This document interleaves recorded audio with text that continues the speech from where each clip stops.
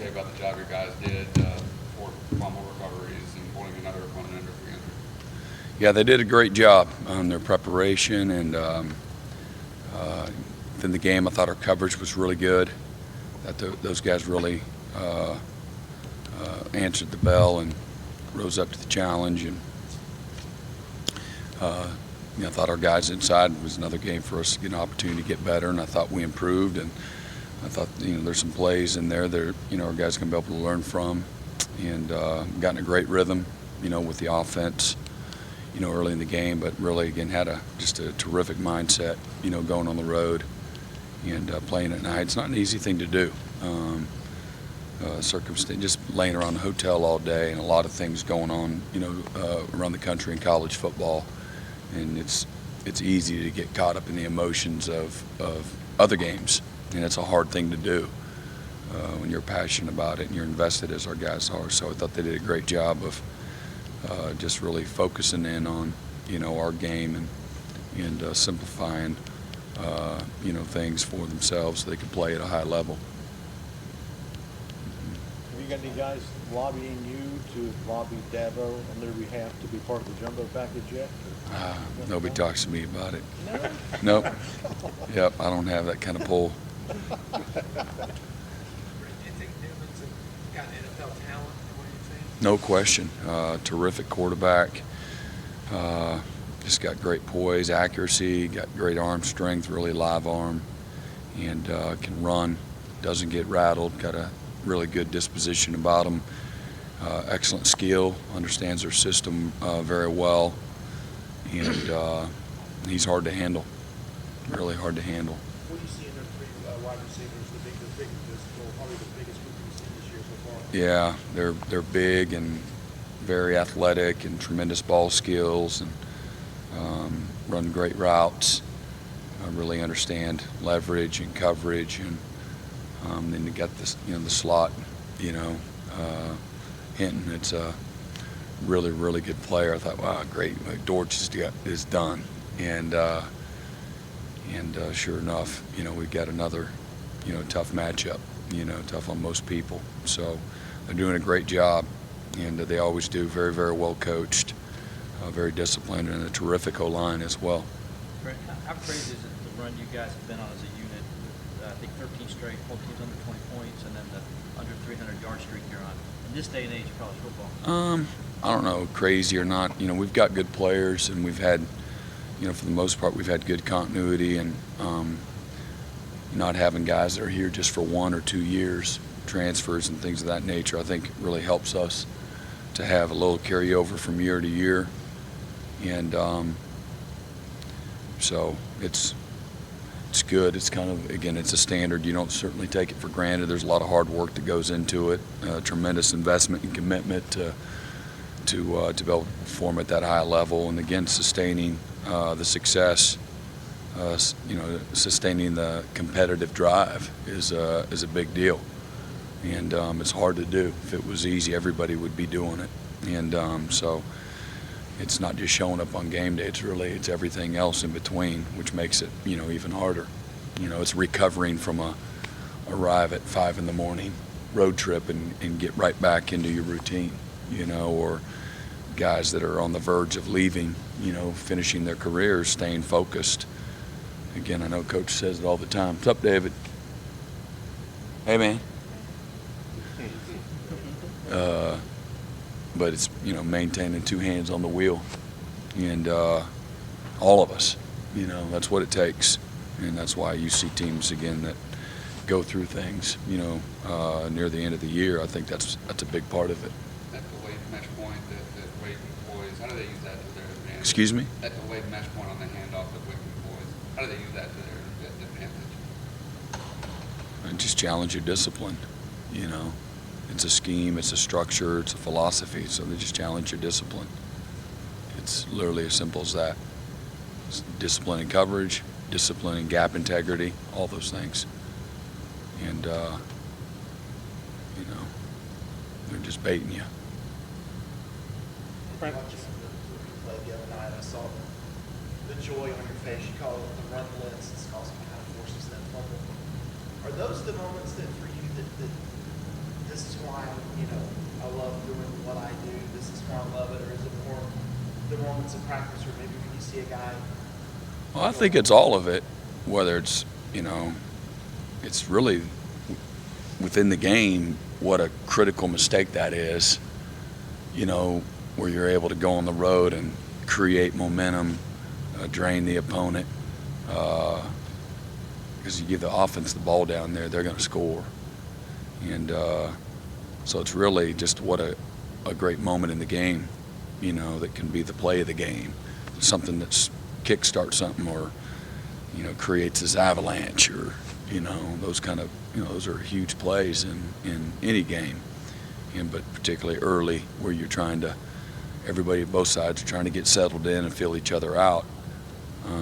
You know, the aggression paid off. It doesn't always pay off, you know, and there it did. So all of, you know, just a lot of different things that go into it. But yeah, I mean, it's exciting. That's what you put your heart into it. You know, you got to celebrate when you're having some success.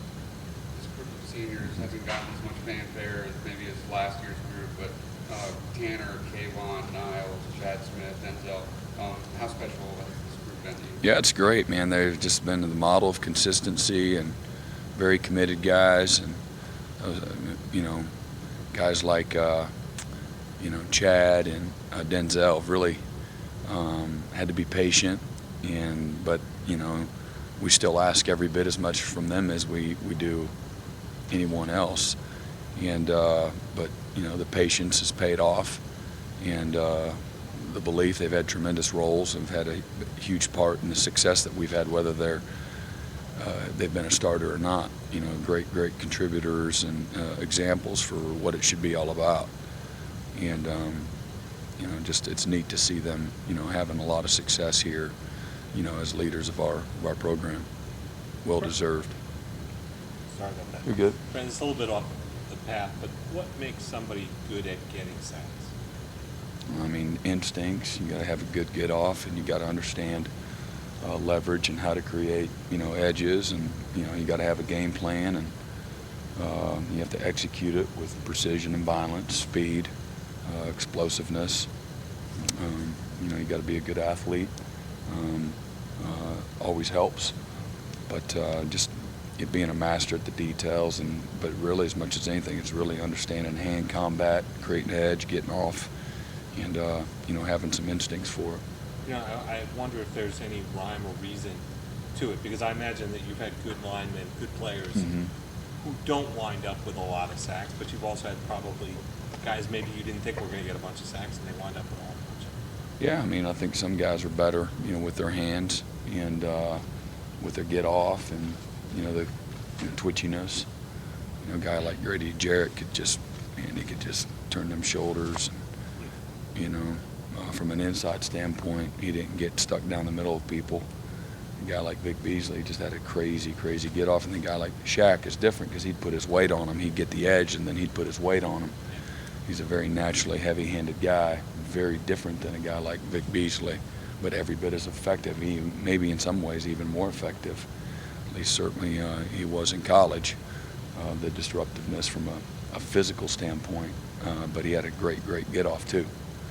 And then you see, again, like a guy like Kevin Dodd that really mastered his get off, and then his ability to see hands and control a lineman by controlling their hands. And when you control their hands, you control their feet.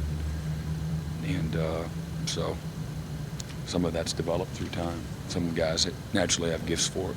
As a teacher, when you're teaching this style, is it, okay, you know, we need to finish as well as do everything? Yeah, Talk about hey man, getting there is really hard, but finishing, you know, that's even harder. Too many guys, again, they take one hand off the wheel. You've done all the hard work, now finish. And certainly there's an art to the finish as well, without question. Going back to, I guess, NC State, is there more of your approach to the game sort of different, knowing he's been experienced, the quarterback was an experienced guy? Maybe. You still have to focus on, you know, big picture, scheme, matchup, strategy, without, you know, you always want to be conscious of who their playmakers are. And, but, I mean, sometimes that's a part of it, sometimes it's not. You want to affect every quarterback that you go up against, and you do that in different ways, but I think sometimes too much is made of that.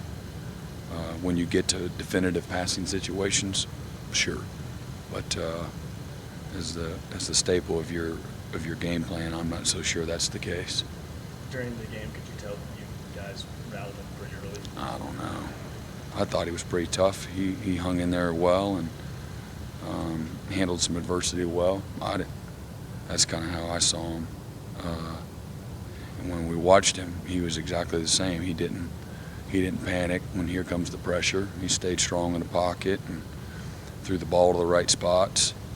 I watched him. I thought, boy, that's the guy. Wonder what. I'm sure that he's still a young guy. He hadn't done the right things up to that point, but he looked very poised and instinctive to me. And prior to our game, and then even during our game, I thought he did a nice job. Do you have a guess how many hours of film you watched a day? What would that number be? Oh, I don't know. It's not all day. A lot of it's you watching film, and until you get your game plan down, you're watching a lot of film on Sunday and Monday, and then after that you're watching some situational football throughout the week, and you're watching your own practice tape, and then you're watching small cut-ups with your players, things that you want them to see. I don't know. That's hard to say. Maybe 6 to 8 hours on Sunday, 6 to 8 hours on Monday, and then after that, I don't know, half of that probably would be accurate, maybe a little more. Talk about the long wait for the players with a night game. Are you watching any other college football? Yeah, as you're yeah. waiting? Yeah, I like to keep preparing and having games on. I like to keep preparing though. You got your computer with your cut-ups, you got your game on, and I like to practice. What would I call here? Here it is. Make a call. That's kind of fun. Sometimes you just turn the TV down and have it on too, just because you love what you do. It's not like, oh my God, if they win, or God, then that puts us here. That's not part of it. Just I like to watch. And you love what you do. You love what other people do. You like watching it. And I don't watch the ball very much. I watch the strategy. Where's everybody lined up? What's that blitz? The only thing about going on the road, you don't have TiVo. You can't rewind it. But so. What did you think of the strategy in the LSU Alabama? Well, I just saw a little bit. So, looked like a bunch of great players on both sides of the ball. A lot of skill. It was pretty frightening watching it. So, I was.